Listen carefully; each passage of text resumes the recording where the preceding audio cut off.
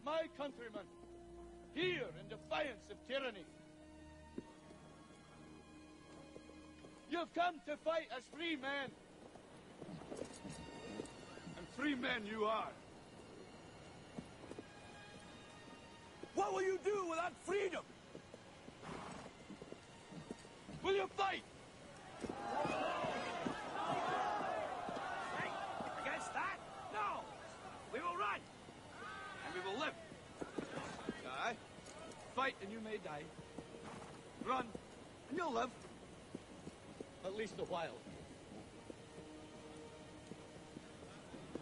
And dying in your beds many years from now, would you be willing to trade all the days from this day to that for one chance, just one chance, to come back here and tell our enemies that they may take our lives, but they'll never take our freedom?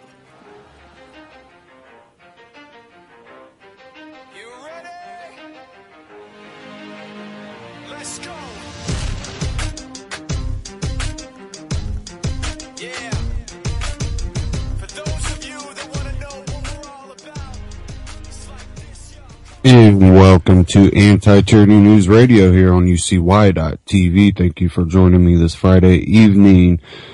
First thing I'm going to get started off today is kind of, coming off of Wednesday's broadcast, and that's the whole racism thing, the whole Clive and Bundy, and then the whole Clippers deal with the owner. Just to kind of go over a couple other points from a few other people, I got a couple clips I'm going to play. Second hour, we'll be getting into some of the stuff coming out about Benghazi and a lot of things being brought up and what that means, what it should mean, and get your thoughts on all of this. I think I'm going to go ahead and start taking calls after I play this first clip. If anybody wants to call in to discuss the whole race issues coming up, and it seems the race baiting being played, and what it has to do with our First Amendment and all that. So, this one's coming, from Adam Kokesh, and this one's the Ballad of Clive and Bundy. Judge Napolitano gets Kokeshed. So I'm gonna go ahead and play this, and, there's a lot of differing opinions on this, and, this is just one. So let's go ahead and cue this up here.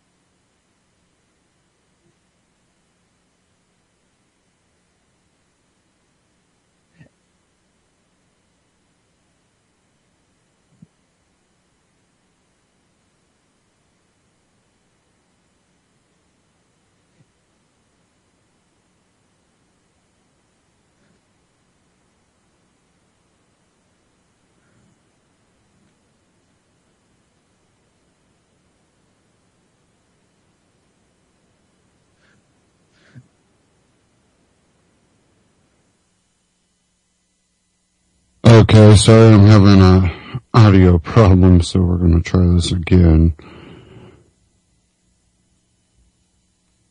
And hopefully we don't have any problem with this one.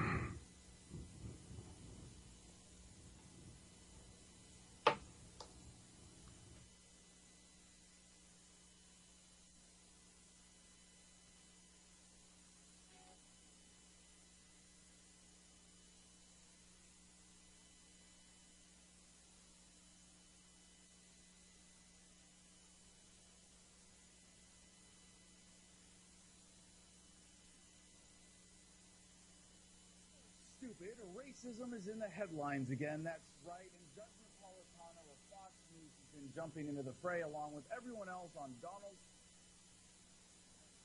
Today from WorldNet Daily, him weighing in with his column, Racists, Constitutional Freedoms. Now, believe it or not, Cliven Bundy is not, at least to any evidence before the public, a racist. That's right. Surprise, surprise. The new hero of the right, or of those actually working to throw off government power, in this case, those coming to the defense of Cliven Bundy, who will get to their racism today as well. Don't worry.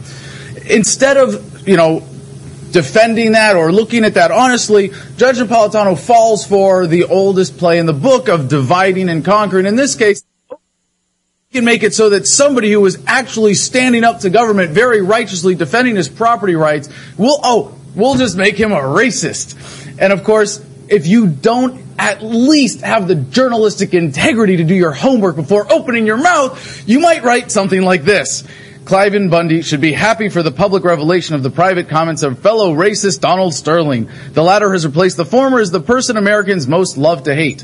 These two bigots recently spewed racial hatred, Bundy suggesting that African Americans might do well to consider slavery over freedom, and Sterling offering disjointed comments that reveal his evident beliefs in white supremacy.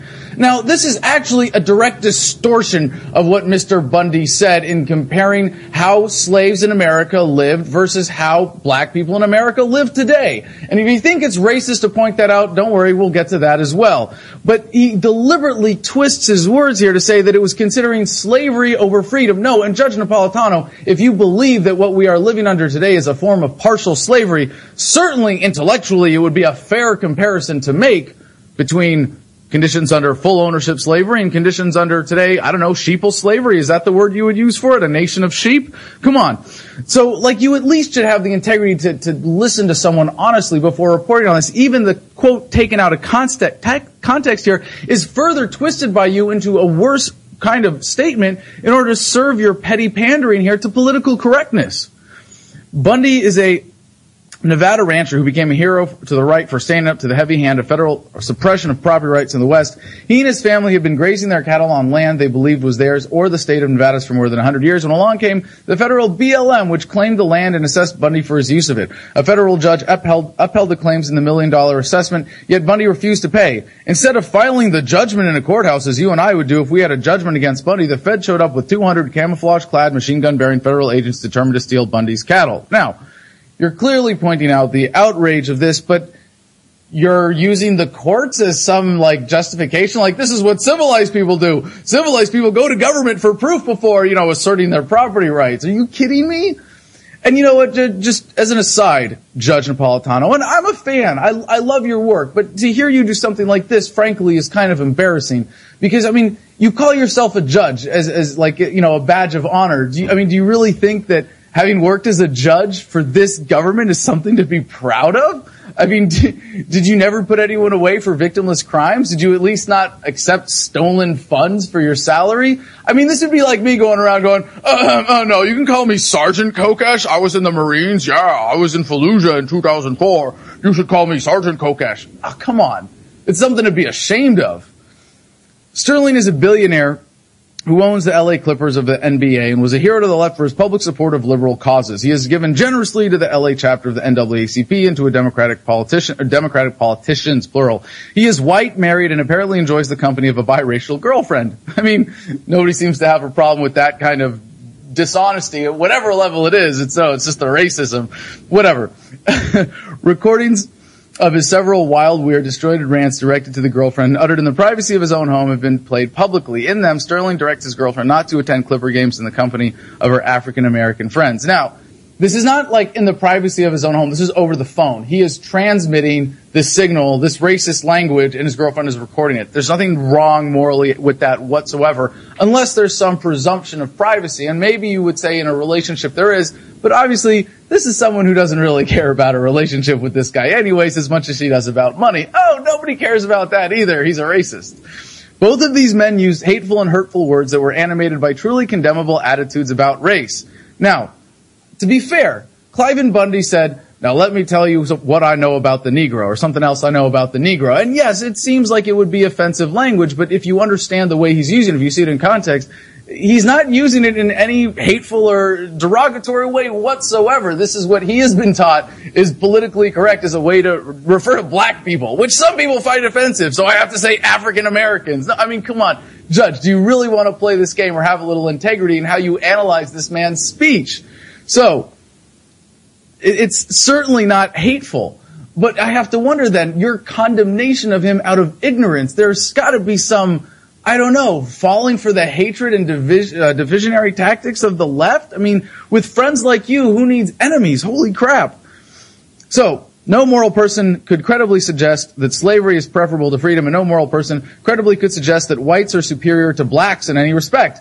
That is not what Mr. Bundy was doing. Now, that is certainly true about what Sterling was saying, and that is an implication in what Sterling was saying is, I am offended, please don't associate with blacks. But he really wasn't in any way saying that they were less than him, although you could infer that, and I'll be fair, like it was comments that I do find distasteful. I think it's disgusting.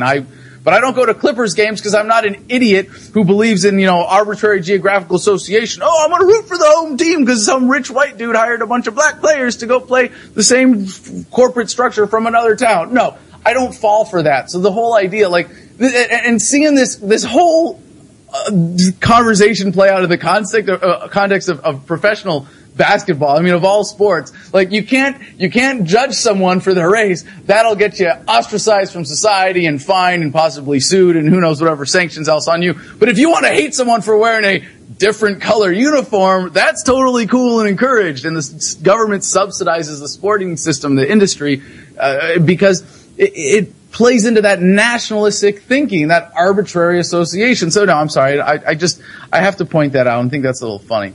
Those were attitudes advanced by antebellum slave owners and the 20th century supporters of laws that used the machinery of government to harm blacks during the 100 years following the Civil War. All rational people, understanding the color blindness of the natural law, have a moral obligation, but not a legal one, publicly to treat persons of different races with equal dignity and respect. And again, Judge, you're really confusing the terms here, and I'm really kind of embarrassed to hear you engaging in such politically correct reasoning. No, if the natural law is colorblind, we don't have any obligation to treat people with anything other than respect for their self-ownership. We can express whatever preference we want in any way morally. So it's not versus public or private. It really doesn't matter. I can morally prefer a friend or a mate who is of my race, but I cannot morally hate a potential friend or mate just because the person is not of my race. Hatred and what was this, a thought crime now? This is an immoral thing to have a certain urge? Are you kidding? Come on, Judge. You're supposed to be more knowledgeable about reason and logic and things related to the natural law. I'm really kind of shocked here. As you say, I do not know what is in their hearts, but Bundy and Sterling are apparently haters. It sounds like a pretty contradictory sentence there. I don't know, but I'm going to go ahead and presume. Well, maybe if you listen just to the rest of the video, which we'll play you in a minute here from Cliven Bundy, you would know that that's a ridiculous presumption, that what Cliven Bundy was saying was out of sympathy for the plight of African Americans and Hispanic Americans today, and saying that they are suffering under current government policy and that they should be respected as human beings. Holy crap, did you really not have the integrity to do your homework and find out the rest of what he was saying? What to do with them because of their speech? Nothing. I mean nothing. Racially hateful speech is protected from government interference by the First Amendment, which was largely written to protect hateful speech. Neither Bundy nor Sterling has been accused in these instances of racially motivated conduct, just speech animated by hatred. Now again, here you're totally wrong on the facts, but also in your perspective. If someone is engaging in hateful behavior that we don't like, there is a very libertarian thing we should do, and that's disassociate. That's call attention to that bad behavior. You're saying if the government sanctions of it, we should just go along with it like it's no big deal. No, absolutely not. There is a libertarian answer to racism and other detestable behavior. And when you say, oh, well, if we can't use the government, we do nothing. But you know what? You go on here and show another contradiction. And by the way, again, neither Bundy nor Sterling has been accused of racially motivated conduct. That's also factually incorrect. Sterling is accused of being totally discriminatory in housing that he owns in Los Angeles. I mean, this is like part of a history of racism for him. This is a guy who was actually a bigot, and you want to lump Bundy in with him? Holy crap. In Sterling's case, is it fair to punish someone for speech uttered in the privacy of his home? It would be exquisitely unfair for the government to do so, but the NBA is not the government. So now you say it's nothing, but the market should do something. When Sterling bought his basketball team, he agreed to accept punishment for conduct on becoming a team owner. For conduct detrimental to the sport is speech conduct. For constitutional purposes, it is not. The Constitution does not restrain the NBA. It is free to pull the trigger of punishment to which Sterling consented. Now, why is the NBA like following the same general rules of government and feeding into all of that authoritarian mindset? Because they're subsidized by government. And if you want to say that the NBA is not part of government, Judge, you should be saying that they should do this. That this is, and again, it is not pulling the trigger of punishment. You really are confusing people when you use this language. It's so inaccurate. No, they are exercising their rights under their contract, based on their property rights. It's a totally different idea. But it needn't do so. The most effective equalizer for hatred is the free market. Wait a second. So in one paragraph you say the NBA is the free market, and the next paragraph you say that it's not. It will remedy Sterling's hatred far more effectively than the NBA can. As advertisers and sponsors and fans desert Sterling-owned properties, he will be forced to sell them, lest his financial losses become catastrophic. And it has removed Bundy from the public stage altogether. No, actually, people like you have falling for this crazy smear campaign on Cliven Bundy, calling him a racist. But really, this is you say do nothing, but then have the market do something? I mean, come on, we are the market, we are the people, we get to express this preference. He goes on, but don't hold your breath waiting for the forces of freedom to nullify hatred. Soon the forces of darkness will attempt to do so as creative prosecutors and hungry litigators bring the government into the fray. I hope they stay home and follow the natural law principle of subsidiarity, which mandates that public problems be solved using the minimum force necessary, not the maximum force possible, and no force at all where peaceful measures are just as effective. Now, you're so close to getting it here, but it shows you actually don't really get the natural law if you're saying that there are such a thing as public problems. There's a contradiction there when natural law is based on the divine individual right of self-ownership and assertion of property rights based on that, not the concept of, public problems or, force being used when property rights, you're so close. But you're not the only one that fell for this, Judge, and this is really funny to point out. His remarks on race are so offensive, and I wholeheartedly disagree with him. That was Rand Paul. That's right, Rand Paul fell for this, for the PC police trickery. And, maybe there's a reason, because, he's playing the game. I have to point this out. Mo Etheli, communications director for the DNC, took to Twitter to criticize Paul for what he thought was a slow response. Quote, so at Senator Rand Paul took 12 hours to condemn Bundy's racist rant. 12 hours. I don't know about him, but my outrage was pretty instant. That's the kind of bullshit emotional bullying you guys are falling for. I mean, from the communications director of the DNC, he might as well be pulling your strings. Holy crap, are you kidding me? Okay, 12 hours. Apparently for Rand Paul, 12 hours wasn't enough time to find 3 minutes and 13 seconds to watch the clip that you're about to hear. Really, you're just falling for this. Let's have a knee-jerk reaction. Let's not do our homework. Let's not do the research or give anyone the benefit of the doubt. Let's presume anything that smells like racism or that the left goes, racist at. Yeah, let's just jump on that bandwagon. Okay, Greta Van Susteren said on her blog, let me make this plain. I condemn what Cliven Bundy said about African Americans. Now, one of the cool things about this story is a beautiful act of defiance and resistance. I mean, that armed citizens stood down armed federal agents. I mean, that's huge. It's getting around in China now on WeChat. Well, it's part of Weibo, right?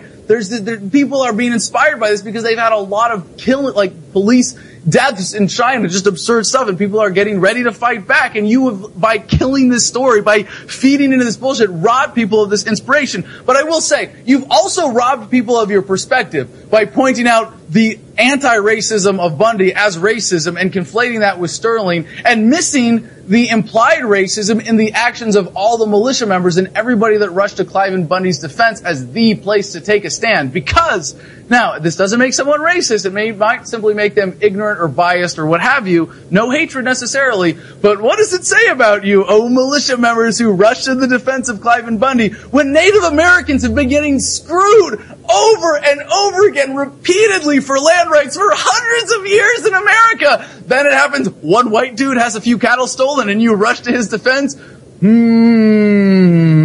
Little perspective lacking there. At least, just gotta point that out. So, if you see an injustice, like, why would you not point that out instead? Of course, it's no surprise Republican National Committee Chairman Reince Priebus also fell for this, denounced the remarks, saying Bundy's comments are completely beyond the pale, both highly offensive and 100% wrong on race. Now, what Bundy was pointing out was that the effects of government policy are having a terrible effect on the black community. He said it in a slightly clumsy way, but his intent was obvious and clear. And it is a disgrace that you would slander him at the behest of the PC police, of the left wing in this country, of the people that really want to use emotional bullying to control the conversation. And just to point this out, if you really want to adhere to this strict concept of racism, that anything, is bad, well, maybe if you say a white guy saying something is bad, but a black person saying it, no problem, check this out from the College Fix. Dr. Alveda King tells students of modern day black genocide. It's the genocide few talk about, but taking a cue from her uncle, Dr. Alveda King is bravely speaking out about it, spreading her message far and wide. Her warning, black people are murdering themselves.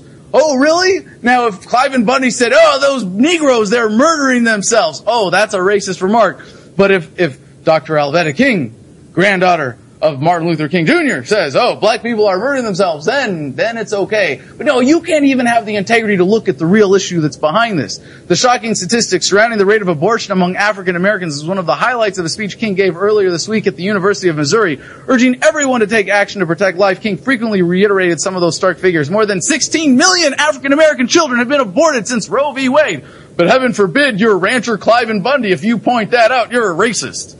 Making matters worse, she pointed out, these abortions have occurred within a minority group that makes up just 13% of the American population. Her speech comes as headlines regarding the abortion rate among blacks have shocked the country. In Georgia, 53.6% of babies aborted are black. In Mississippi, 72% of the babies aborted are black. And, quote, more black babies die in abortions in New York City than are given birth to. Holy crap!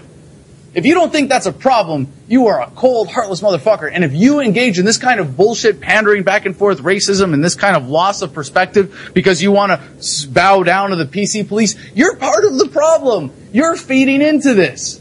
Now, racism has become just the most meaningless word. And let's be real here.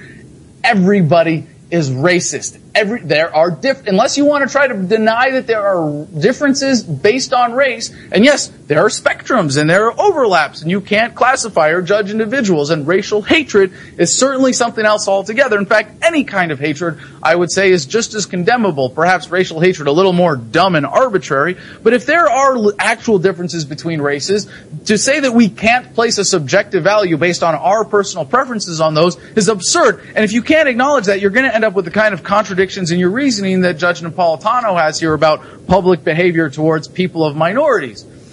But the reality is that we all do this. We all assign subjective judgment and value to differences between race, and that's totally different from hatred. But if you can't even acknowledge that, you won't be able to look at the honest problems and see that democracy, majority imposing its will on the minority, at the best hypothetical possible, as opposed to the reality, which is the superclass using it as an excuse to impose their will on the rest of us, well, you're just feeding into everything that they want to do. When you play into the hands of these people that want you to buy into this hatred and division and this unreal standard. But if you can look at the heart of the issues, if you can step back and get a little perspective, and when the time comes, actually do your homework and listen to the full words of a man before you condemn him, we might be able to have a conversation with a little more integrity in this country. And so what I testified to you, I was in the Watts riot. I seen the beginning fire, and I seen the last fire.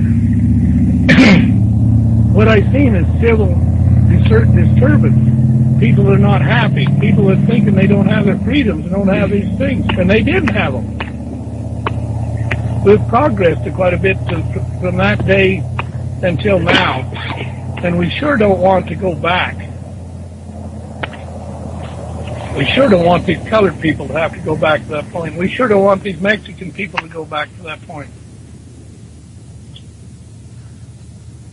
And we can make a difference right now by taking care of some of these bureaucracies and do it in a peaceful way. Let me talk to you about the Mexicans. These are just things I know about the Negro. I want to tell you one more thing I know about the Negro. When I go through Las Vegas, North Las Vegas, and I would see these little government houses, and in front of that government house, the door was usually open, and the older people and the kids, and there's always at least a half a dozen people sitting on the porch. They didn't have nothing to do. They didn't have nothing for their kids to do. They didn't have nothing for their young girls to do. And because they were basically on government subsidy, and so now what do? They abort their young children. They put their young men in jail because they never learned how to pick cotton. And I've often wondered, are they better off as slaves picking cotton, having family life and doing things, or are they better off under government subsidy? Transfer. They just transferred it. Yeah, they didn't get no more freedom. They got less freedom. They had less family alive, and their happiness, you can see in their faces, they weren't happy sitting on that concrete sidewalk. Down there, they were probably growing their turnips. So that's all government. That's not freedom. Now let me talk about the Spanish people. You know, I understand that they come over here against our Constitution and cross our borders. But they're here, and they're people. And I've worked beside a lot of them. Don't tell me they don't work, and don't tell me they don't pay taxes. Mm-hmm. And don't tell me they don't have better family structures than most of us white people. When you see those Mexican families, they're together, they're picnicking together, they're spending their time together, and I'll tell you, in my way of thinking, they're awful nice people. And we need to have those people join us and be with us, not come to our party. Cliven couldn't understand, why should he have to pay for land? This land belongs to you and me, that's what he told Sean Hannity. This is the ballad of Cliven Bundy. Take it, Cliven!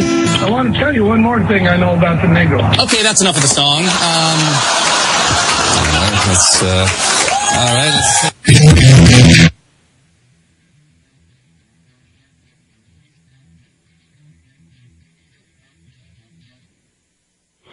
Okay.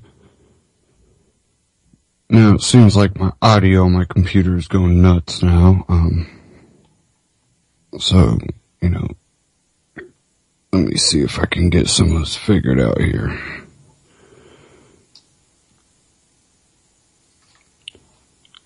Okay.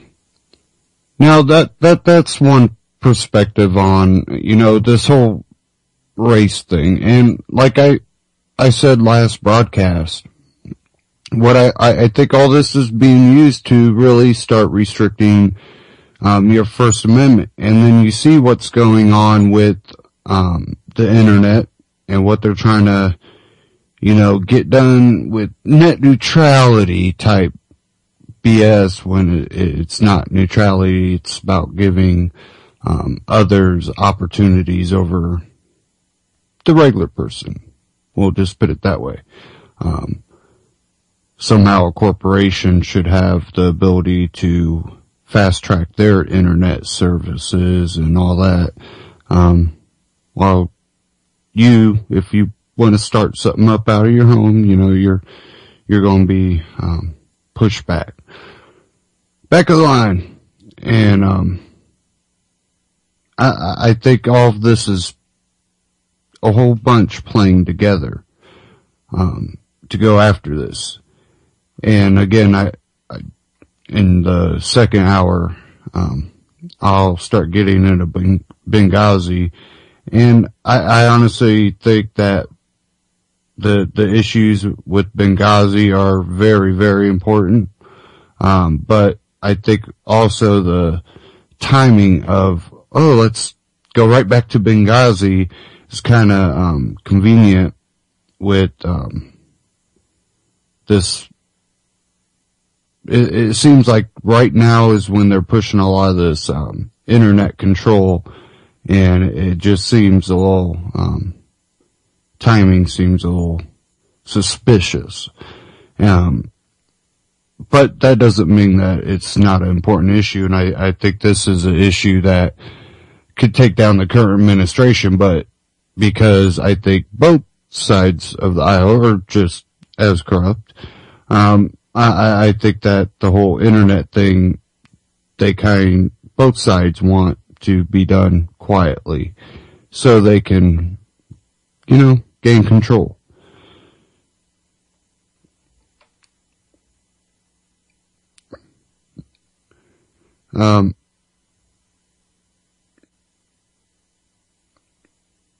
Give me a second here.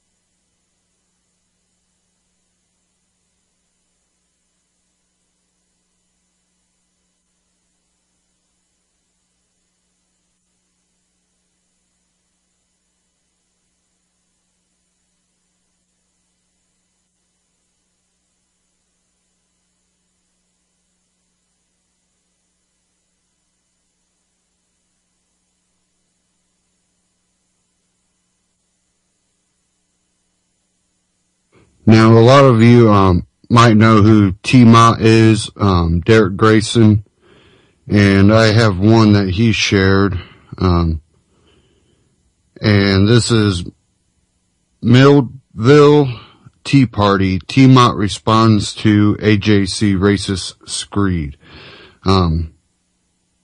So let's go ahead and cue this up. And I wanted to play this because we're on that topic of the racism. So hopefully I can get this playing.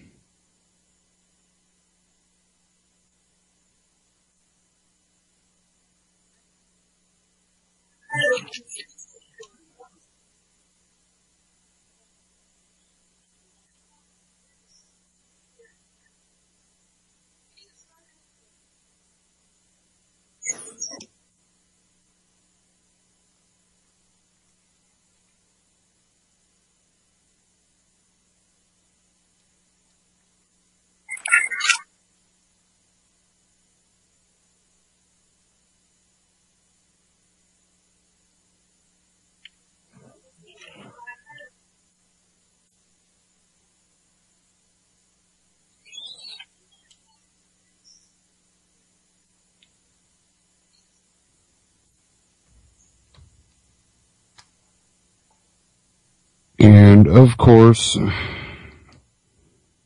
every time I go to do a broadcast, audio problems across the board. It doesn't matter. I have multiple services, internet carriers that I'm one through mobile, and I'm definitely having some audio problems here. Hopefully I can get this to play.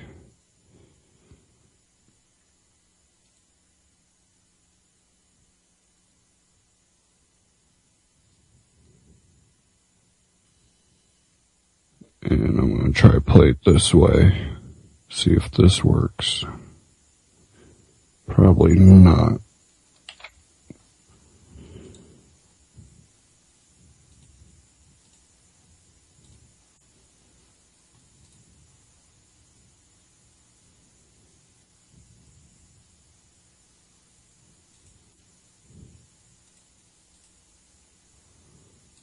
Okay.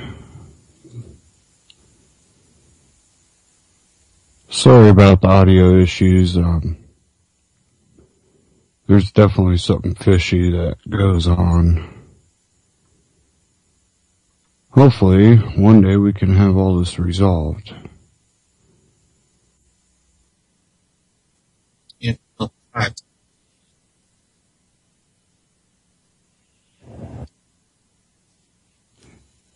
And this is a different one. I'm going to go ahead and play this, and hopefully you guys are hearing it, and I'll try to see if I can hear it in the earbud over here.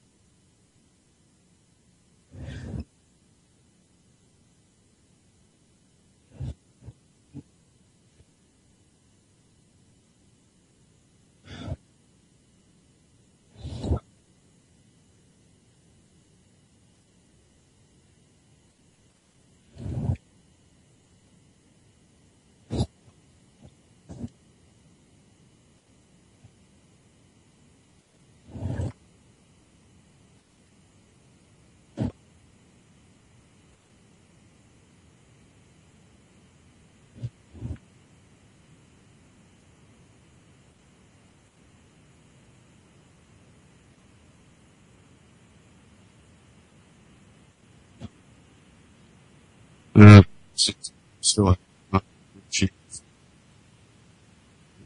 sure.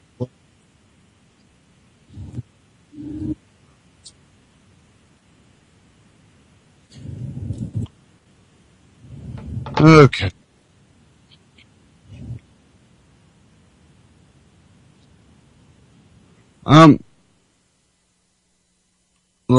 Let me go ahead and try to quote this here. It says, here are some of the comments, and this is coming out of TalkingPointsMemo.com. It says, when he talked about black people being enslaved, I've been saying this for the last 8 years. By liberal Democrat policies, I don't understand what the problem is. Oh, I get it. I can say it, but a white person can't. A white person say it, the press is going to use it, especially when that white person is engaged in something or involved in something that demonstrates how the government has overstepped its bounds. Under slavery, families were ripped apart, and it was a desire of black men and black women to get together with their loved ones. Family meant something. Spouses meant something. Well, what did government policies do? It broke up the black family, told the black family, hey, if you want to receive this welfare check, the man can't be in the household. Huh? Talk about government policies in 1965. Prior to that, illegitimacy in the black community was less than 13%. Today it's over 70%. Government liberal Democrat policies. The man was just simply telling you the truth. And that's from Derek Grayson. So, it's one of those things where there's a lot of strong viewpoints that say that, did we free the slaves or did we enslave a nation? And the most important thing to point out in this is that, well, if you look,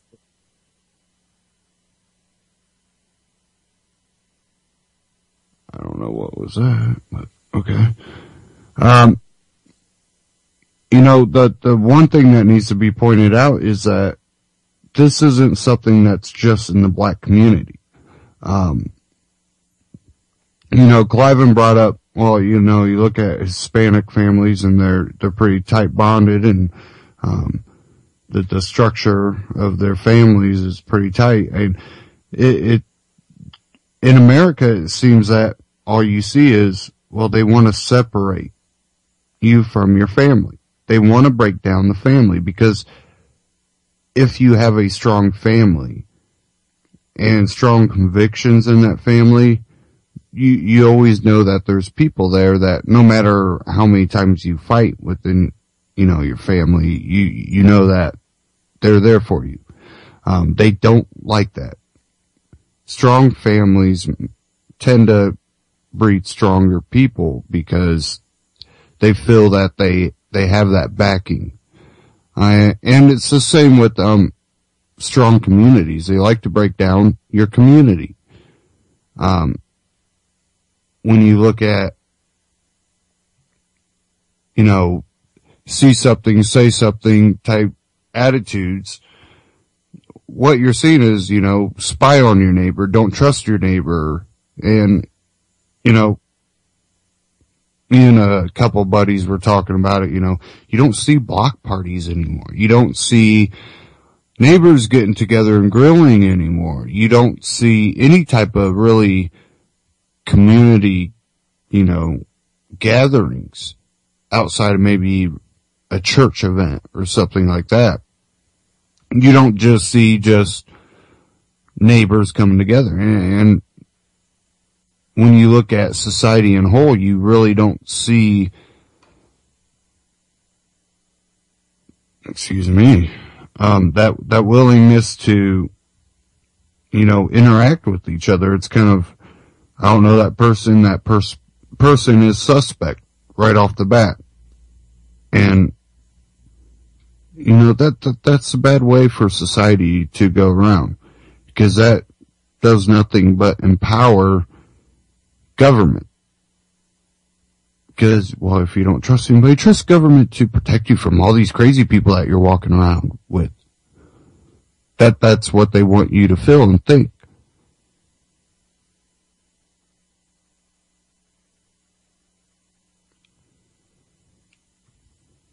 We do have open phones if you would like to call in, 718-717-8296. Feel free to call in.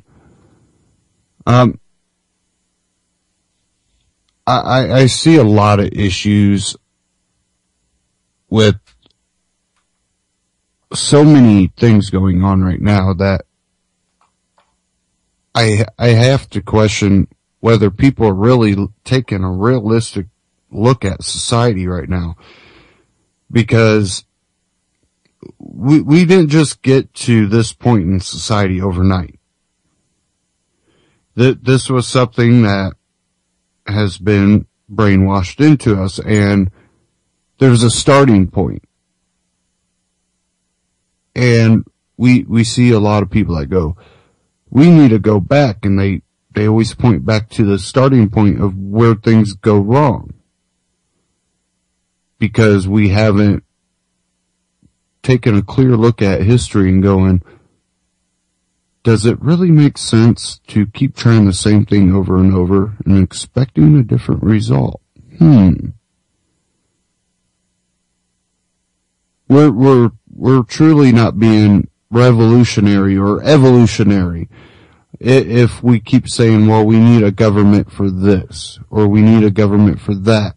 We've tried that. We've tried the government that can work for the people and just defend our liberties. How's that government working out for you?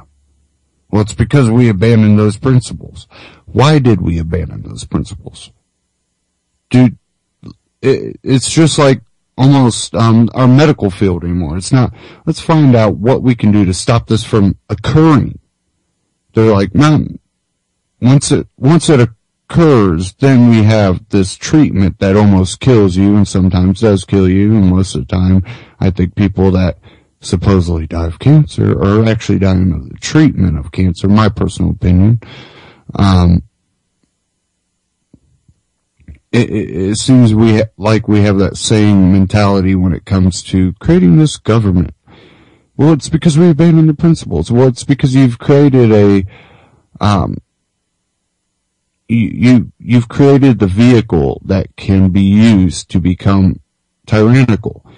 And for a free society to exist, do you think that as a free person you need to constantly worry about something that you created to look over you? And they're like, well, yeah. Well, why should you have to babysit the government instead of putting it in your own hands and governing yourself? It's kind of oxymoron that you would give government the ability to govern over you, but then you have to govern over them. seems like a middleman that really doesn't need to be in there.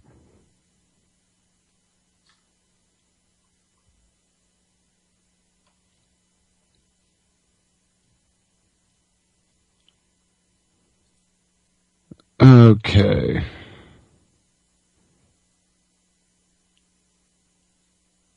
Now I'm hoping that this video is actually embedded on Ben Swan, because it'll more than likely actually play. Let's see here.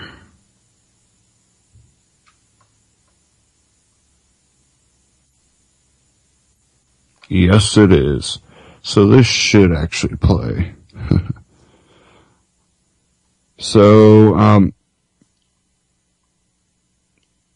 with this whole Russia thing going on, before I start getting into any of the Benghazi stuff, but, Ben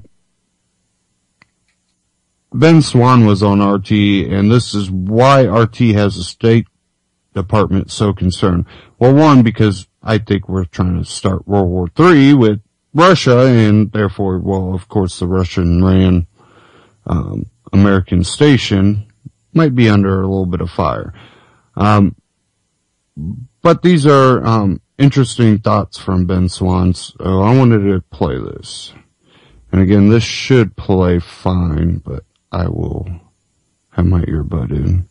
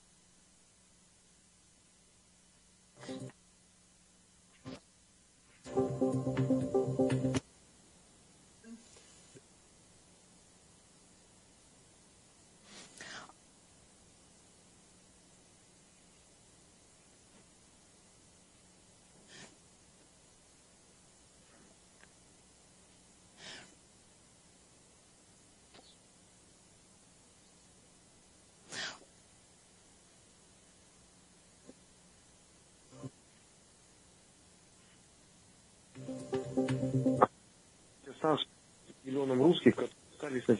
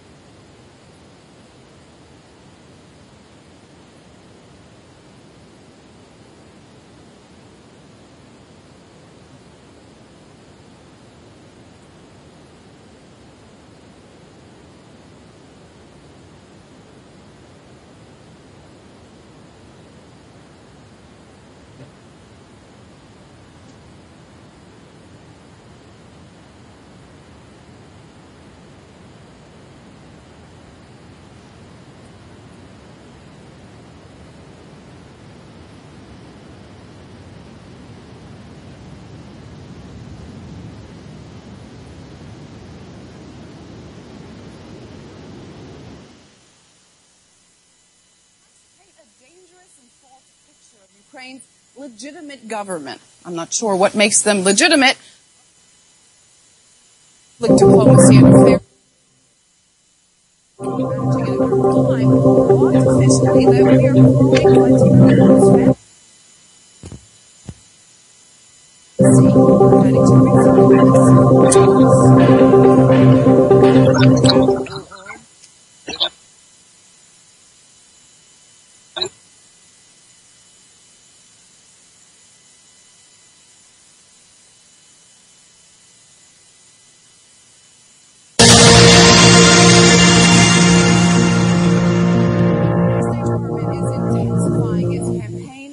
RT. They believe we've launched an intense campaign of disinformation that tries to paint a dangerous and false picture of Ukraine's legitimate government. I'm not sure what makes them legitimate, but Under Secretary of State for Public Diplomacy and Affairs Richard Stenberg also managing it over time blocked officially that we are promoting anti-Christian fantasy, adding to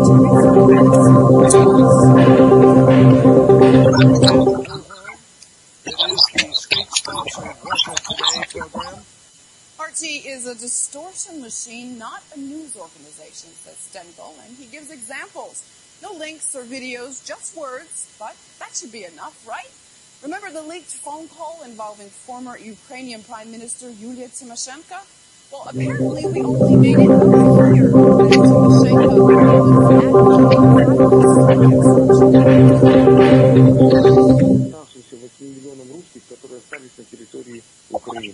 Они же изгои. Вы их расстреливать из атомного оружия. Okay, no violence there. The next accusation is our unquestioned repetition that the United States has invested $5 billion in Okay, fair enough.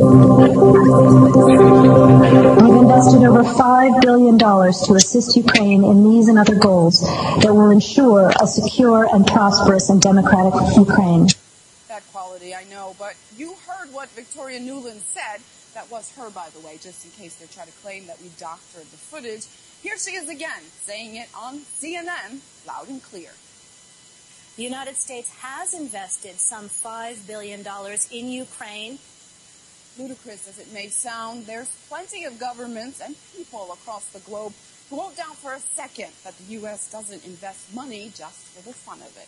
But the most offensive accusation is this, that we have made constant reference to any Ukrainian opposed to Russian takeover of the country as a terrorist. Just like the article, we couldn't find any examples, but we did find this. Police are trying to clear out the square. As you can see, a lot of people. We're going to be moving this way. Oh, that is not on! That is... we're seeing a policeman now hitting somebody who's on the floor right there. The police are just behind this fire barricade, and they're moving in on the protesters. Look in here, flashbangs exploded all the time. This is a very angry group of anti-Kiev demonstrators. It seems as if the scene is being set for confrontation. Our reporters risk their safety and sometimes their lives, not just in Ukraine, but all over the world, to bring people stories non-propaganda channels don't want you to see. And we cover both sides. So the least Mr. Stengel could have done for his post on the official blog of the State Department was to post some links, actual footage to back up his claims, or have the courtesy to find an actual picture of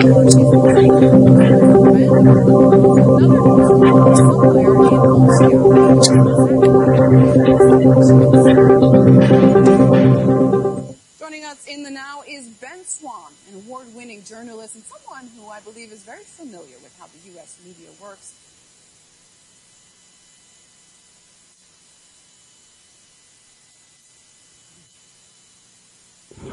Hopefully you guys can hear me now. I have no idea what is going on. I don't know if my board's going out. Might be the audio on this machine. I have no clue. I'm having all kinds of issues. Mic wasn't coming on. Oh, give me a second here. And hopefully this works. Play the rest of this and we'll try to do it through the mic.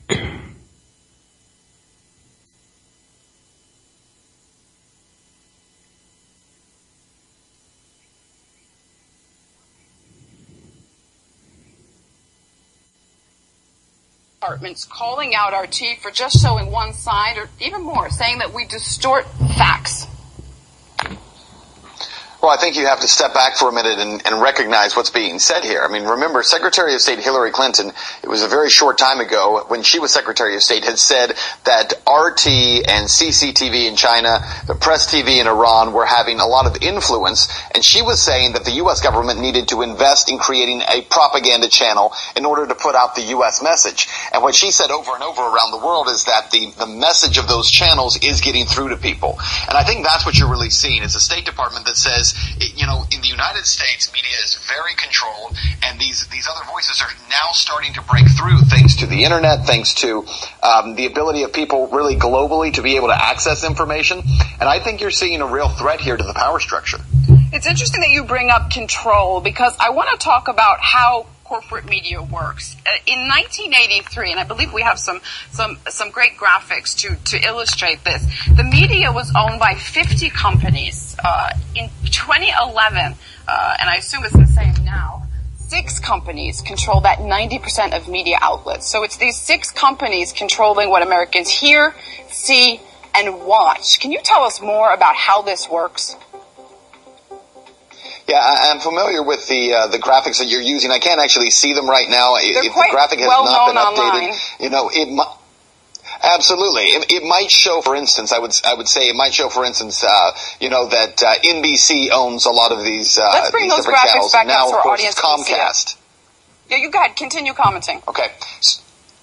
Yeah, I was going to say Comcast now owns everything that NBC used to own, in addition to additional space and cable space. So that's one of the shifts there. And so, look, at the end of the day, you know, a few of those positions have changed, but at the end of the day, about 6 major companies own national media in the United States. Now, again, you have to step back from that for a minute, because local media, local TV stations are owned by a variety of different owners, but even then, you have this enormous concentration of power where one company might own TV stations in 50 or 60 TV markets and provide content for all of those TV markets. So at the end of the day, you have a lot of information being concentrated in very few hands. And the internet, again, has been breaking through that, and that's why I think we're seeing a big challenge in the United States right now by companies like Comcast and Time Warner, who want to push back on net neutrality here in the United States, because they want to be able to control information on the internet.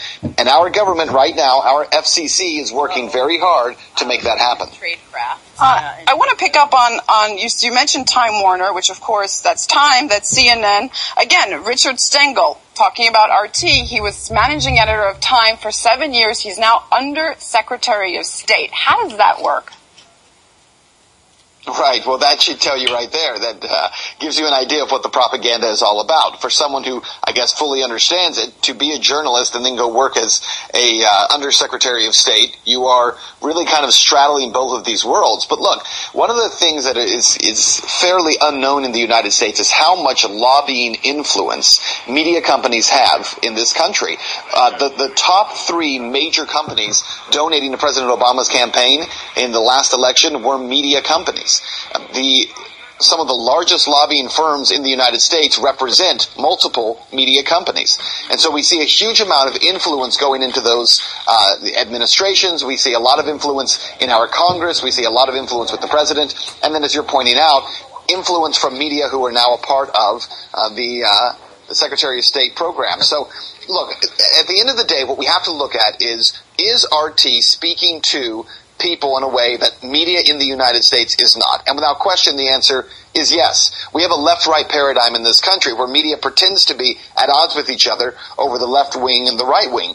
But in reality, when those two wings all start attacking one particular news entity, in this case RT, then you know that that paradigm is starting to break down. You're a double Emmy Award winner. I'm sure you run into how this corporate media works. What have been some of your own experiences? Well, look, throughout my career, I've worked for Fox TV stations, NBC TV stations, and I've seen kind of the gamut of what media looks like in this country.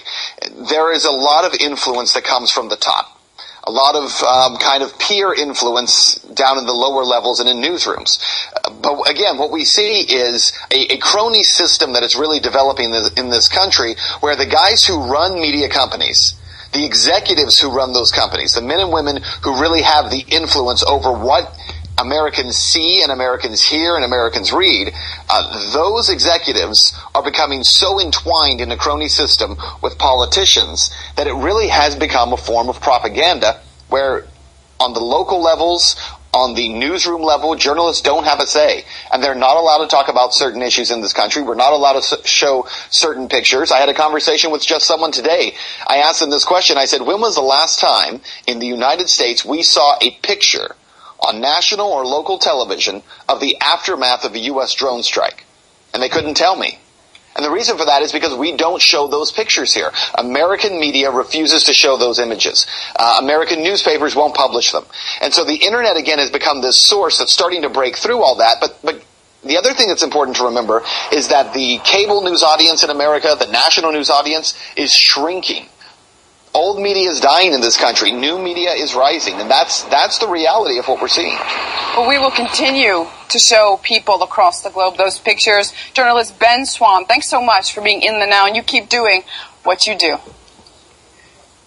Likewise. Thank you. Now, I had to play that just speaker on my phone over the mic, but at least I have my mic back. Yeah, it's one of those things that the whole thing is they're losing control over them pushing their propaganda. People are seeking out different avenues for their source on news and source on just current issues. And net neutrality is going to be nothing but controlling the internet for purpose of controlling what information you receive. You can bet that, UCY, Anti-Tyranny News, anti-media, all, the shows on this network, websites associated with some of the hosts on this network, they want all of that gone. They don't want that alternative source of information that doesn't push their agenda. And they are pushing for that hardcore. It was Hillary Clinton too that said, we're losing the information war, the info war. And it's been proven over and over that, they do not like alternative media. We have, we have the media twist and everything. And then we have Facebook, Twitter, YouTube, Google, all of these major corporations that probably have quite a bit of ties with some of the media outlets too, basically controlling, and censoring certain things. And one major thing's when you look at Facebook, now they want us to pay for views. Well, what's that going to do? Who's going to be able to afford to pay for the most views? Big corporations. Alternative media, we don't have the funds to sit there and keep pumping money into Facebook. To go to Facebook. And because you have Facebook, you have Google, you have YouTube, you have Twitter, Instagram, and all of them want to go to that. Do you expect a lot of these alternative, citizen reporting, grassroots reporting, websites and outlets are going to be able to afford to advertise on every single one of these social outlets to try to, make people aware? And it's not really even advertising. It's just for you to be able to see what we post on your feed. They want to control. And, this is something that we're constantly fighting. And it's just, it gets old. Now, give me a second while I try to find this.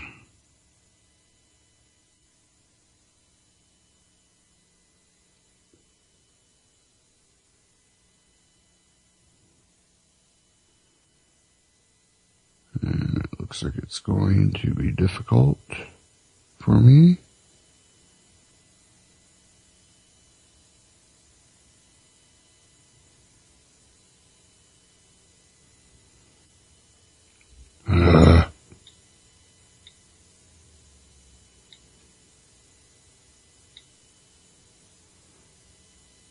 Just give me a second, guys. Battling with all these audio problems, it's just driving me insane.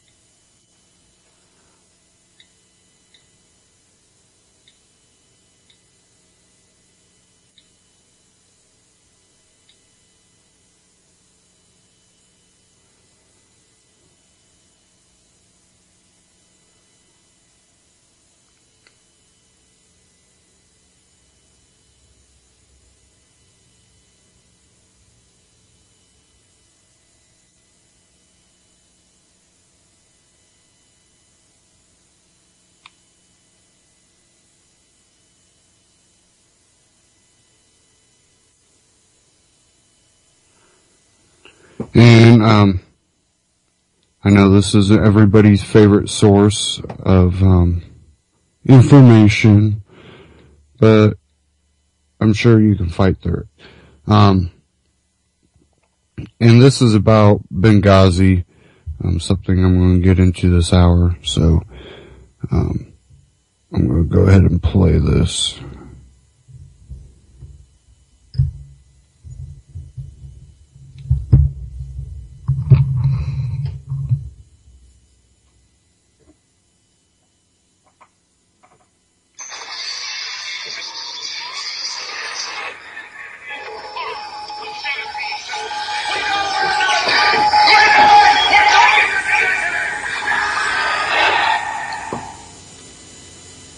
Why are you you saying you won't follow gag orders now? Why are you going public when you pulled your Facebook when they threatened you last year?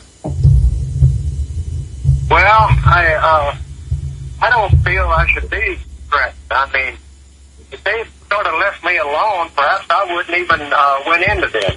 This is Robert Tosh Plumley. Originated from information that came from a NATO source over in Afghanistan who was working that project after he'd been transferred from working the Mexico Task Force project. And in that, they found out about weapons. He contacted me, and then that started the questions about the 11 Benghazi questions I had out there. That evidently created problems in D.C. and started them wanting to know where my contacts were. I pulled the information that I was a journalist and would not divulge those contacts. They went undercover, went down for a few months, and then came back up again, threatening me.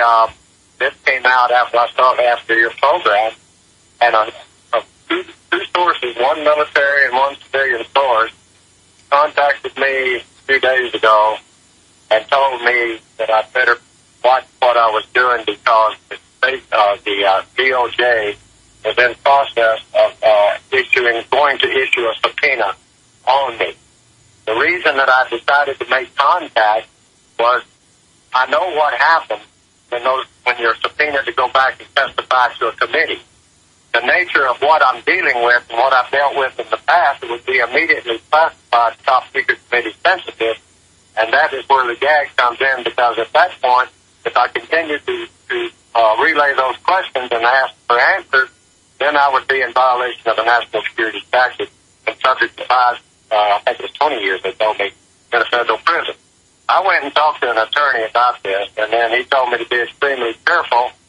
And then I decided, well, the only thing that I can do is, again, try to go out through the Sunshine Law and put this all out before the fact.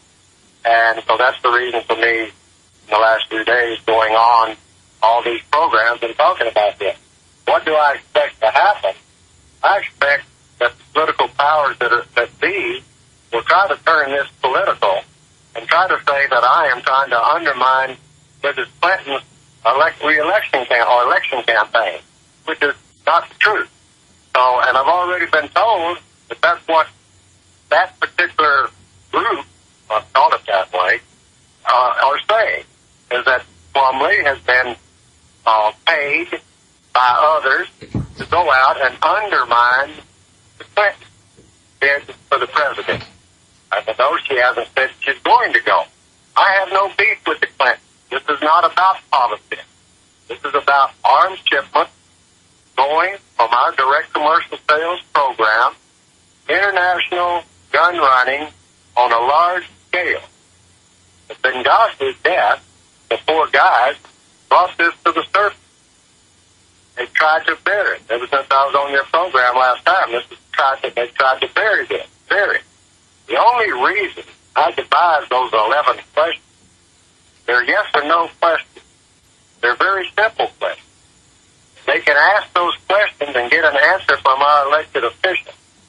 If they say no to some of those questions, and then later down the line we find out that that answer should have been yes, then we've got them in another lie and might possibly be able to bring charges and get them out of office. I sort of got roped into this. I never intended for it to go this far. I opened up the Facebook page mainly to pull all this information together into one place so that the American people or whoever's interested in this can go out and do their own research, study what they can find through me pointing the way by pulling all these articles together, not only about Benghazi, but about Mexico and about other illegal operations that I happen to know where to go to get the confirmation because of my background and association with government black operations, dating all the way back to conference in Cuba. So I tried to say, hey, wait a minute, they're losing our freedoms by degrees. And this is one example of how we're losing those freedoms, is by having special interests and lobbyists having direct interest access to our elected officials for the purpose of selling weapons and making money, and then to cut out companies going back and making those campaign contributions that they need so bad. We sent 24 letters out to the State Department, DOJ, and 5 sitting congressmen. They did not answer the questions. They did not address those questions. And the only thing that we got back from the congressman was a reform letter requesting campaign contributions. They did not address the questions, did not even make reference to what was in the body of the letters that was sent out. It shows they're totally disconnected from reality, and their staffers didn't even show it to them. A very serious whistleblower letter. Hi, I'm Shane Steiner. A lot of you have been following my progress using Supermale Vitality. The last... Okay, I'm not playing their advertising, but someone in the chat said, how long has this been going on, done but beat a dead horse? The thing that, this is a thing that is getting more attention now.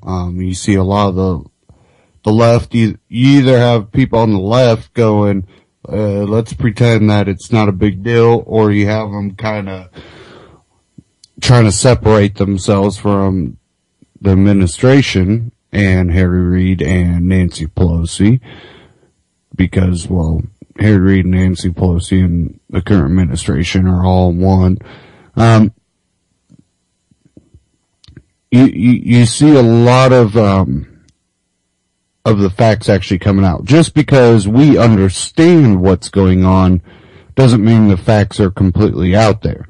We know because we can connect dots. We know because we understand their way of operations, their way of thinking, and we understand, and most people did really, come to a conclusion that there's something wrong with this whole thing. But now that emails are coming out and other facts are coming out and a lot of proof is coming out, a lot of people think, well, this might be the opportunity to impeach. I don't know if that's going to happen. And honestly, like I said before, I honestly think this is something, well, we'll leak this and it won't go anywhere, but it'll keep people distracted from what we're doing with the internet and trying to get done with the internet. So, I think it's a distraction and a, issue at the same point. The thing is this is an important issue. This does show, I'm not sure how you want to put it, but it does show some type of corruption within the government that we should be able to, take a hold of and, say, okay, now we can start impeaching. Now we can get these people out of office because we're proving that they are corrupt. Whether that will happen is to be seen. This whole Benghazi thing is just, I don't even know how to put it anymore. It's so corrupt. If you have any comments about Benghazi or any of the other things we've been talking about, or you want to bring up your own issues you're seeing in the world today, 718-717-8296. Feel free to call in. I do have one here out of Ben Swan. Federal Appeals Court. Driving with upright posture and acne is sufficient evidence for traffic stop. New Mexico Federal Appeals Court has unanimously ruled that acne scars and driving with a stiff upright posture are reasonable grounds for being pulled over. The ruling was made after Cindy Lee Westhoven filed a motion to suppress evidence of marijuana possession resulting from her encounter with Border Patrol agent Joshua Smerling. Westhoven challenged the arrest. She argued that the initial stop, her subsequent detention, and her de facto arrest all violated her Fourth Amendment rights. The ruling stay Westhoven had been pulled over by Smerling in April 2012. Preceding the incident, Smerling and Westhoven passed one another driving in opposite directions on Highway 80 in southern New Mexico. Smerling noticed that Westhoven's arms were straight and locked out at a 10 and 2 position on the steering wheel. So she had her hands at 10 and 2, which are how you're supposed to drive. As she was driving by, Smerling decided that this was unusual behavior and made a U-turn to stop Westhoven for an immigration check. So now her driving with her hands at 10 and 2 mean that this could be an immigration check? What? To determine the citizenship of the driver and any passengers, upon stopping Westhoven, he observed that her vehicle, a Ford F-150, had tinted windows and Arizona license plate. Smerling was convinced that this was suspicious. So now you're tinted windows, driving with your hands at 10 and 2, and an Arizona license plate makes you suspicious. Smerling found Westhoven's facial complexion suspicious as well, noting acne scars on her face. He believed that she might be a methamphetamine user. He began questioning Westhoven about where she was coming from and where she was heading. Westhoven was visibly anxious during the stop. Smerling stated that he had never seen somebody shaking like that before. Westhoven told Smerling that she had been shopping in Douglas, Arizona, was heading to Tucson. Smerling believed that her response was odd because Tucson had better shopping opportunities than Douglas. So now he's an expert on shopping opportunities. And driving on Highway 80 in New Mexico between Douglas and Tucson was an indirect route. During his questioning, Smerling saw that Westhoven had 2 cell phones in the truck, which he considered be further evidence she was smuggling illegal immigrants. After Smerling ran Westhoven's Arizona driver's license, he found no warrants. He requested to search her truck, and she refused. Then he called in a canine unit to check her vehicle, and marijuana was found inside the truck. Westhoven was arrested and charged with possession of marijuana with intent to distribute.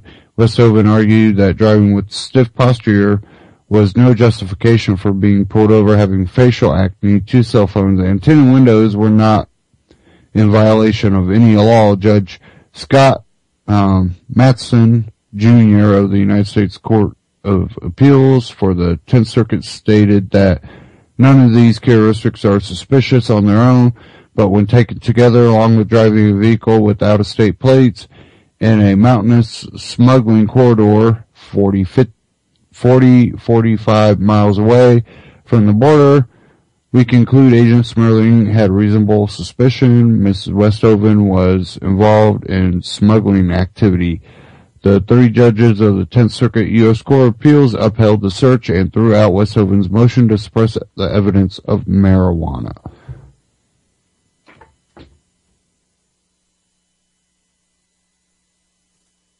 So we have them basically allowing stiff posture and all this to be used as suspicious activity. And, well, that just opens the door for more people to be searched and arrested. And the thing was, it wasn't she was speeding. It was her posture. She was driving with her hands at 10 and 2, so that gave me probable cause to turn around and do an immigration check. Now, I'm not saying that maybe she wasn't doing something, but to use that as probable cause opens up a can of worms. A giant can of worms. So, it's just It's amazing. That's about all I can say about that. It's just amazing that, they would even allow that to go through.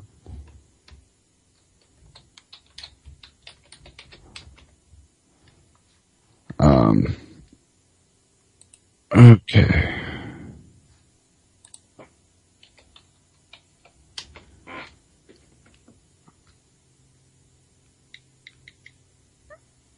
Give me a second again.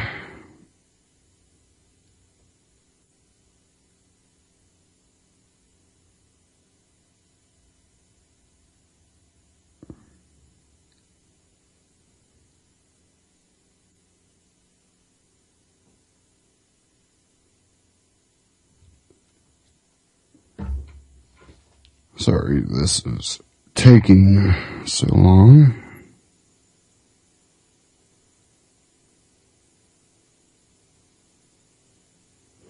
Oh, and by the way, the White House is calling the Benghazi email exposure a conspiracy theory, according to InfoWars. So just, you know.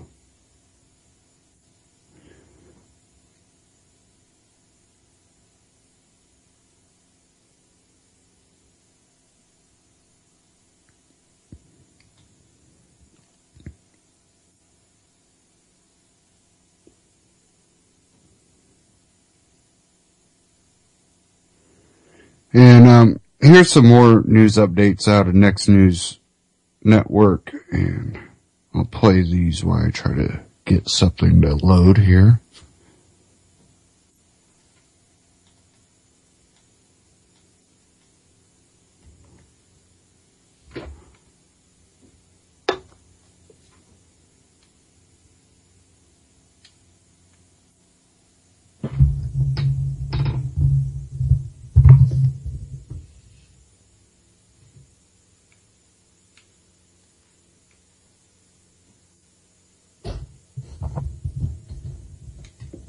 Maybe. 58 people have been arrested in the Philippines in a probe into an online blackmailing syndicate. The suspects persuaded people in foreign countries to expose themselves in front of webcams or send explicit material. They then threatened to send the footage or photos to relatives unless payment was made. Ukrainian security forces have launched their largest offensive yet to try to dislodge pro-Russian separatists. Today, security forces brought down 2 helicopters in the city of Slavyansk. Residents of Slavyansk were warned to stay home and avoid windows as the latest phase of the authorities' anti-terrorist operation took place. Bangladeshi naval ships have arrived in the Bay of Bengal to investigate a tip about possible plane wreckage. So far, nothing has been found. Even Malaysian officials are considering sending a ship there. This is just days after officials dismissed claims of finding wreckage there. In South Korea, 117 people have been injured after a train rammed into the back of another one in Seoul today. The National Emergency Management Agency said one train was at the station when the second one drove into the back of it. The injured were taken to 10 local hospitals. A jihadist group in Syria has crucified bodies publicly. Masked men have dragged the bloodied bodies across a public square and tied some of them to a makeshift cross on a metal pole. The Syrian Observatory for Human Rights say the extremists carried out a total of 7 public executions in Raqqa, but only 2 bodies were displayed afterward. Graphic photos taken by members of the public have been labeled "to view with caution." Meanwhile, suicide attacks in Syria have left 11 children dead. Reports say the terrorist explosions took place in Jibrin and Al-Humeri. The attack comes after scores of people were killed and injured in explosions in government-controlled parts of the central city of Homs. An agreement was reached today for rebels in Homs to withdraw. A car bomb attack has killed at least 19 people and injured 60 more in the Nigerian capital of Abuja. It comes as families of the 200 schoolgirls who were kidnapped protested, demanding more to be done by the government. The explosion happened in the suburb of Nyanya. Witnesses said the explosion targeted a police checkpoint near a bus station. After much effort by the parents of the 200 missing schoolgirls in Nigeria, police have appealed to parents to come forward with photographs of the daughters. The girls were taken from their school in Borno by suspected Islamic militants more than 2 weeks ago. It is now thought that 223 girls are still missing. China has denied that the bulldozing of a $4.7 million massive church had anything to do with the persecution of Christians. The church, which stood in the coastal city of Wenzhou, has been nicknamed the Jerusalem of the East for its large Christian population. Officials say the church was an illegal structure that was 4 times the permitted size. The Sanjiang church took 12 years and $4.7 million to build. 2 days after an Italian court released an explanation of why they have convicted her of murder, Amanda Knox has said in an interview that there is no forensic evidence that proves her guilt. In a retrial, Knox and Rafael Solicito, her then boyfriend, were found guilty in the 2007 death of Meredith Kircher, Knox's then roommate. Knox stands by her plea that I did not kill my friend. An inquiry into the death of Peaches Geldof, the daughter of Sir Bob Geldof, has been launched after heroin was found in her bloodstream after she died. Kent police said there was an ongoing investigation into the supply of drugs in connection with her death. The 25-year-old was found dead by her husband in a spare bedroom in their home in Kent, England. A gold mine has collapsed in Colombia, burying as many as 30 miners underneath it. Diggers have been brought in to search for workers who are buried under the tons of mud. Rescuers using large mechanical diggers recovered 3 bodies so far, but officials say the unstable soil is making the search difficult. It is not clear exactly how many people are underneath the rubble as the mine was operating illegally. Gunmen in Benghazi have raided a security headquarters, sparking clashes in which 5 people were killed. The raid took place in the early hours of the morning, and at least 10 others were wounded in the fighting that went on for more than an hour afterwards. Libya has been plagued by violence since the 2011 uprising. Rebel attacks have killed 10 villagers in India in the northeastern state of Assam. 4 other villagers were injured in 2 attacks in Kokrajhar and Baksa. Police blamed the attacks on the National Democratic Front of Bodoland. The NDFB wants an independent homeland for the ethnic group to be carved out of Assam. Tunisia's Parliamentary Assembly has approved one of the last steps toward the country becoming a full democracy by approving a new electoral law. The move allows officials to set dates for legislative and presidential polls. It comes 3 years after the popular uprising that forced Zine al-Abidine Ben Ali to step down as president. Sinn Féin leader Gerry Adams has spent a second night in custody after presenting himself at Antrim police station on Wednesday evening. Jean McConville, a widowed mother of 10, was abducted and murdered by the IRA in 1972. Mr. Adams is still being questioned by Northern Ireland police in connection with the murder of Jean McConville. He has denied involvement in the death.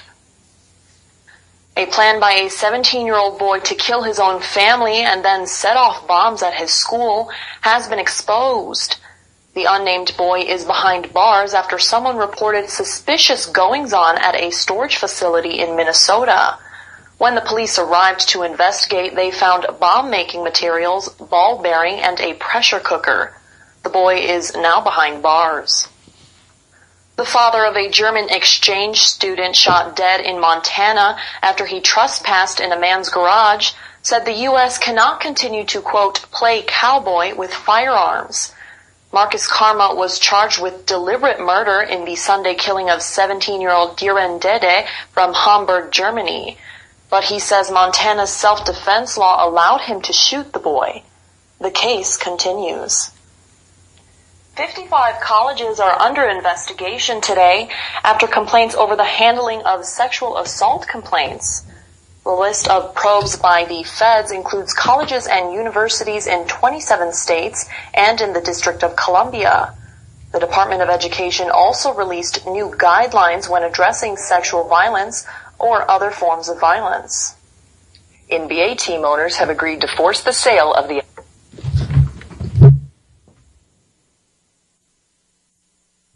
Now, I want to stop it right there to discuss the whole gun thing. There was a story I seen go across my news feed from the Blaze, and this one's titled, "I really effing appreciate that. Why a gun store owner is so upset after pulling plan to sell a high-tech gun. Maryland gun dealer Andy Raymond is pretty ticked. He's reversed his decision to carry the Armatics IP1 pistol, but he's not happy about it. The part owner of Engage Armament in Rockville, Maryland, endured a day of nasty messages and death threats after telling multiple media outlets he intended to sell a smart weapon that some Second Amendment advocates, including the NRA, have come out against.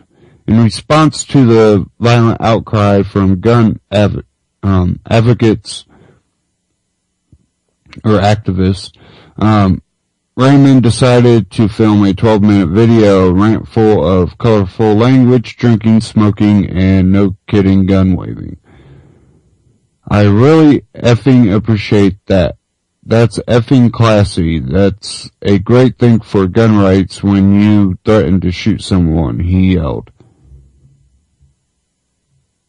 The gun in question is an Armatics IP1 pistol, also dubbed a smart gun, which only fires when the owner, who wears a RFID-laden watch, has his hand on the trigger.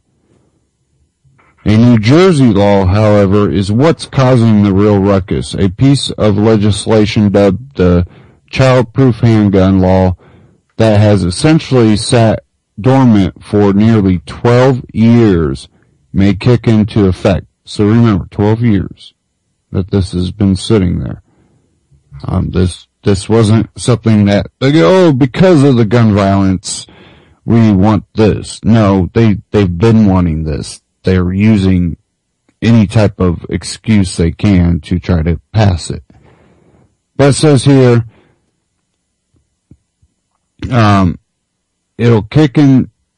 may kick into effect if any gun store chooses to make the Armatics smart gun available for purchase.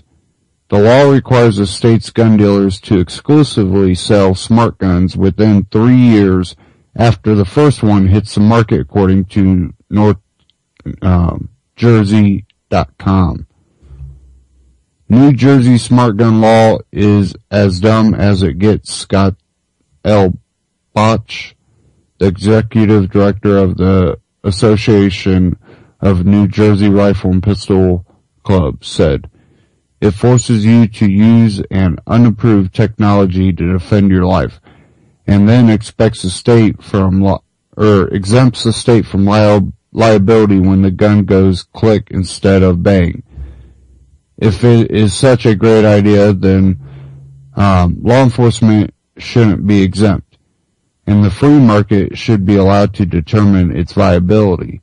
The NRA has gone on the record saying smart gun technology is less than trustworthy, and they have led the fight to prohibit sales of the Armatics weapon.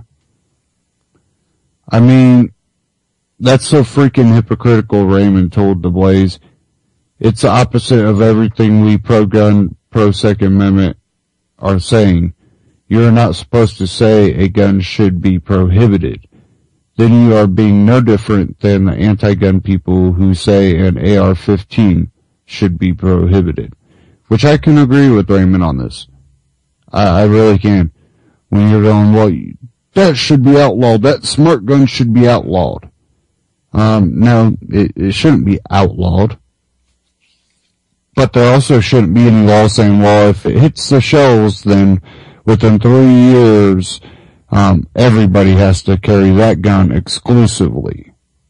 So, it's kind of I think a lot of gun advocates and gun activists are trying to play their game, but all it's going to do is hurt them in the long run because, again, like he said, you know, they could just make that same argument with the AR-15 then. You're opening a door. You know, essentially you're just opening a door. Says Raymond agrees the weapon probably isn't the best for self or home defense, but he thought people who were curious about guns or perhaps were considering their first purchase of a weapon might have been won over by the Armatics option. Raymond reiterated to the Blaze, if you are pro-gun, does it matter what kind of gun the person has?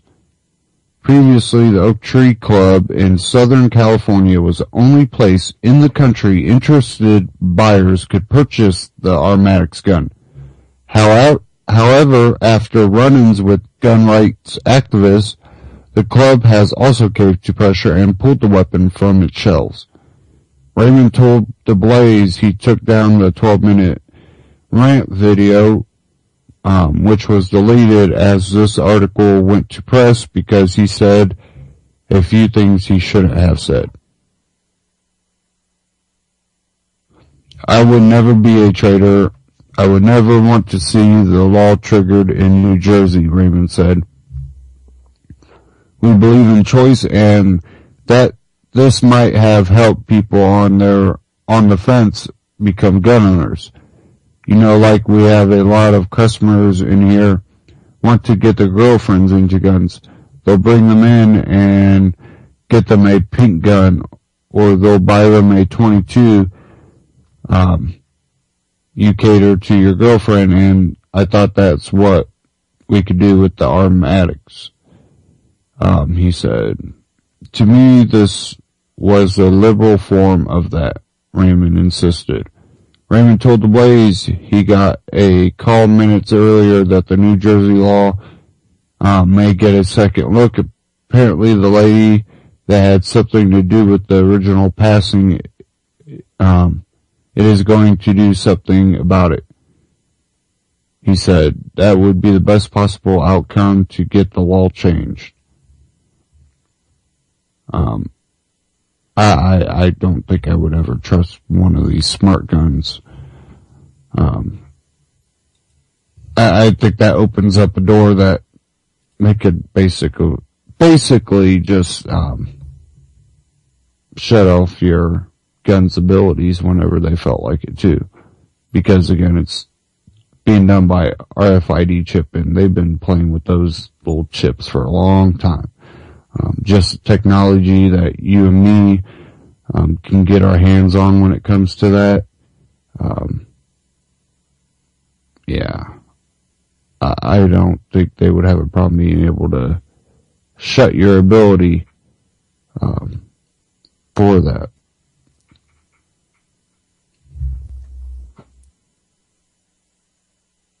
Now I have one out of benswan.com. $250,000 drone crashes in Houston. Austin drone request denied. The search for a drone used by a police department north of Houston continues after it crashed into a lake last week during a training exercise, reported the Houston Chronicle. The Montgomery County Sheriff's Office purchased a drone closely resembling a mini helicopter through a federal grant in 2011. Officials say the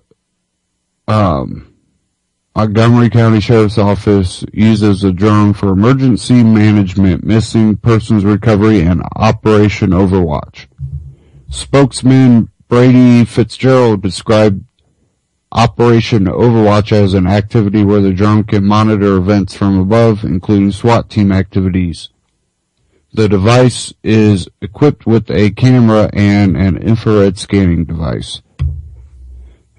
Pressure from civil liberties organizations regarding privacy infringements forced the MSSD to confirm the drone is not being used for surveillance. However, the 50-pound mini chopper is capable of carrying a single or multi-shot 40mm grenade launcher, 25mm grenade launcher, and even 12-gauge shotgun, indicating it can not only be used for surveillance but also as a tool for aggressively pursuing potential suspects. Drivers have still been unable to locate the Shadowhawk drone after it malfunctioned during an exercise and crashed into Lake Conroe on Friday. Controversy surrounding drones remains persistent, although it hasn't prevented law enforcement from increasing their reliance on aerial surveillance, whether it be manned or unmanned. Austin police drones and helicopters. In 2012, the Austin City Council approved an initiative that would allow the Austin Police Department to purchase a third helicopter. APD was allocated $4 million to purchase and outfit the new chopper, also known as Air One, equipped with a 17-inch monitor linked to an infrared thermal imaging system. The same year Air One was approved, a report by MyFox Austin confirmed APD planned to apply to fly unmanned aerial vehicles after the Federal Aviation Administration lifted certain restrictions. A UK Daily Mail report revealed Texas A&M as being one of 63 launch sites in the U.S., making it convenient for state and law enforcement to hold training sessions and seek approval for police use. Despite APD's attempts to kickstart a drone program, documents obtained by Muckrock.com revealed the agency suddenly pulled the plug. Emails between law enforcement and city officials indicate some apprehension regarding expensive insurance costs, approximately $120,000 related to leasing a drone.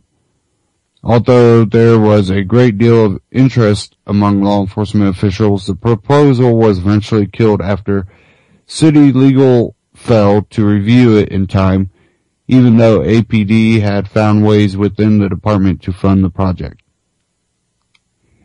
A June 2012 email written by APD's Assistant Director Alice Suter and sent to Lieutenant Pat Cochran of the Austin Police Technology Department said, "I talked with Chief about this today and he's not supportive in us moving forward. Please notify the vendor that we will not be participating."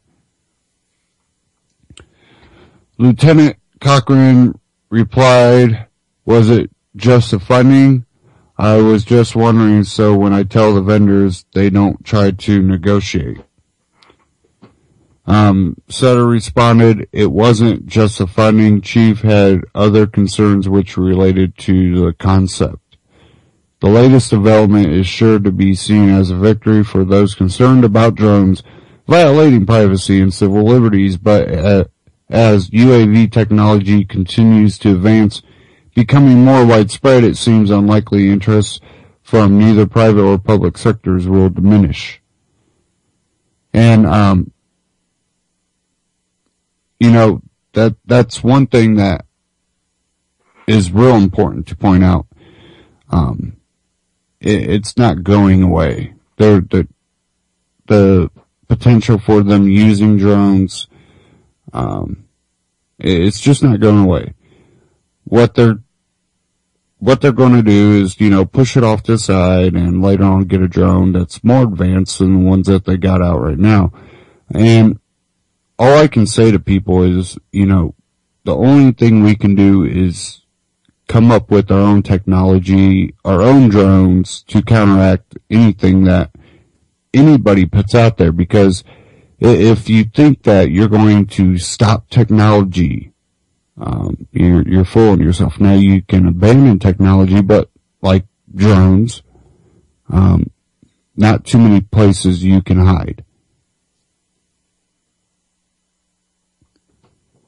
So it's one of those things that I think the best thing people can do is look at that type of technology, see how you can take advantage of that technology, just like the internet. The internet wasn't created for us to share all this information. We've made it what it is. That's why they want to lock down the internet, because we've taken advantage of this technology, and we can do it with other technologies.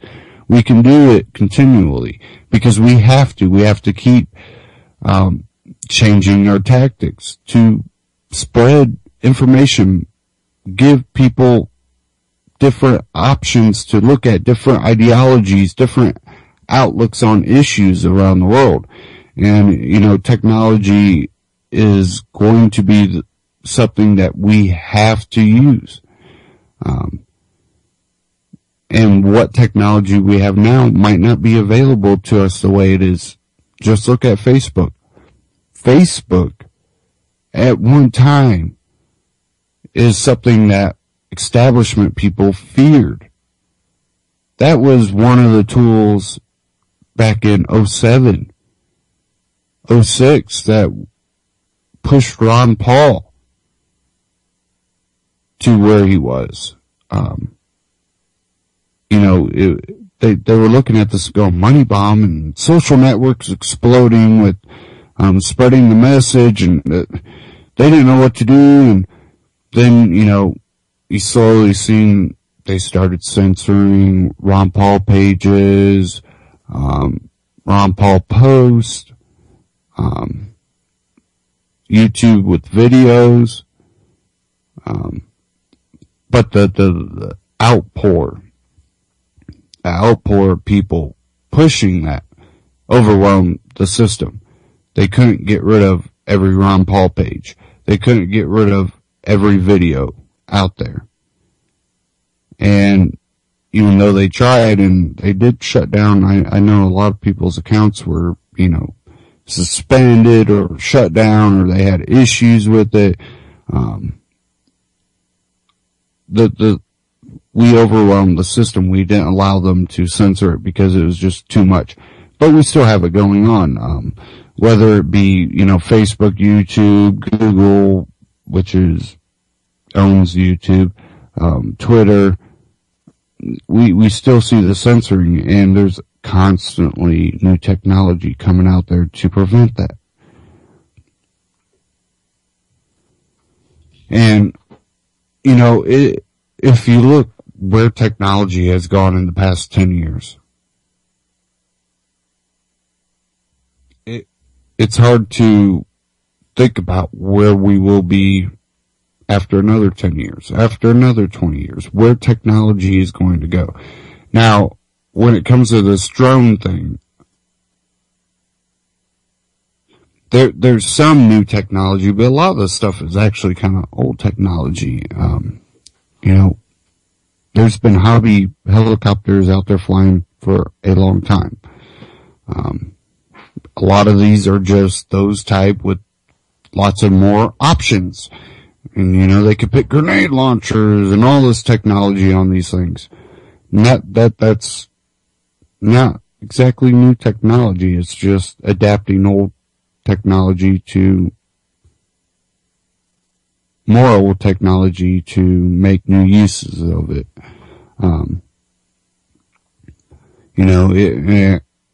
And it's not like exclusive to law enforcement stuff. You can go out there and your kids can buy toy helicopters that fire, airsoft or something. Stuff like that's out there. So, this isn't new technology, but the military drones are a lot different than these helicopters. So, we can expect to start seeing more of that type of technology being put into our law enforcement in the future. And, there was talk, I've seen talk, I'm not going to say where I've seen it because I can't remember right offhand, but, about them wanting to come out with, hobby type drones that you can go down to your hobby store and get that are based off of the military drones, the way they look. So, it's one of those things.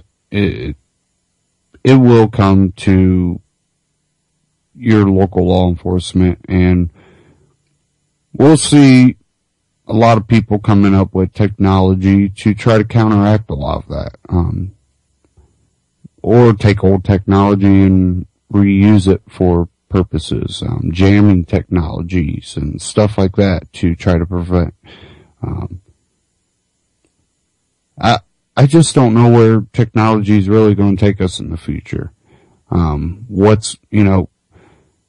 can always try to predict, but people thought we were going to be flying around in cars by now. And not quite.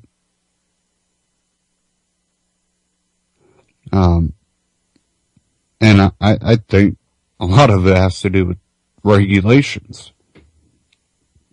A lot of our industry is not pushed entirely by the free market going, what do we want to see in technology? A lot of it is also a lot of the energy is put into making sure you're sticking to regulations.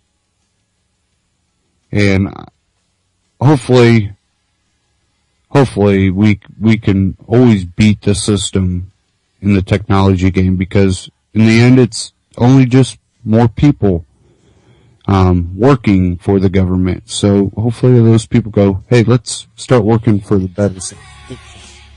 Take care, everybody.